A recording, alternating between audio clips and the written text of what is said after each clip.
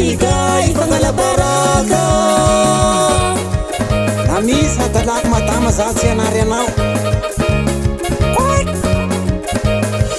Lazawane madika tituvizana tika Lazawane madika tituvizana tika Namisini yaditika zerevuzana tika Namisini yaditika zerevuzana tika Kapidiri baraka ngituka changu Kapidiri baraka ngituka changu tika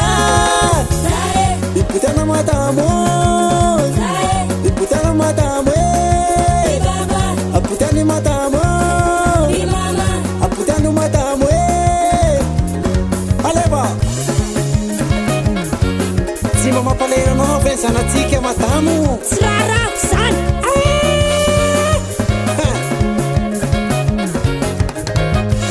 Lazawane madika tituvizana tika Lazawane madika tituvizana tika Namisini yaditika zerevuzana tika Namisini yaditika zerevuzana tika Kapidiri baraka ngituka changu Kapidiri baraka ngituka changu tika Iputana matamo Iputana matamo Aputani matamo Aputani matamo Tuma Katibu Huleba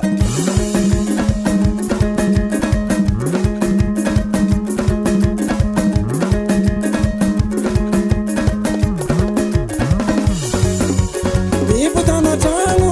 no serikwe Saura ka fauna maruato changu watu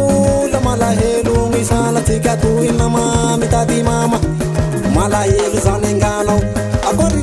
Malahelu sanengalo Aleba Bami putiana na matamo Nagalako na wane fita fumba Sakori Sai Atako na ropele zany na misy dedisina lehilahy zany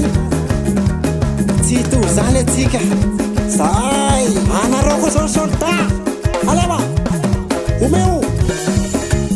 Aiza dino Aiza mana Aiza ste Asio msali kele Matsiritsiry tarapasa zany Angelo Namisiny yaditika zerevuzana tika Tsy apitiri baraka ngitoko trano tika Jerevuni fokonolo La mijery aby Ezawane afa baraka Akori Zawane afa baraka Zao afa baraka Zao afa baraka Baraka mitoko trano Baraka mitoko trano tika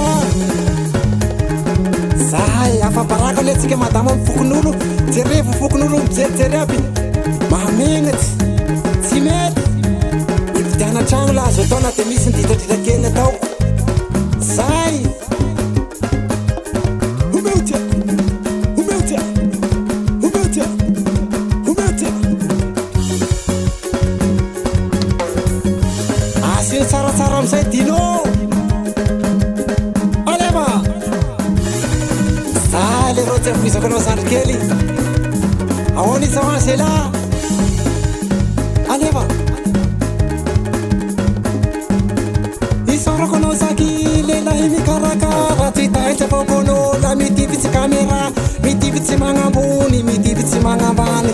Alefako anao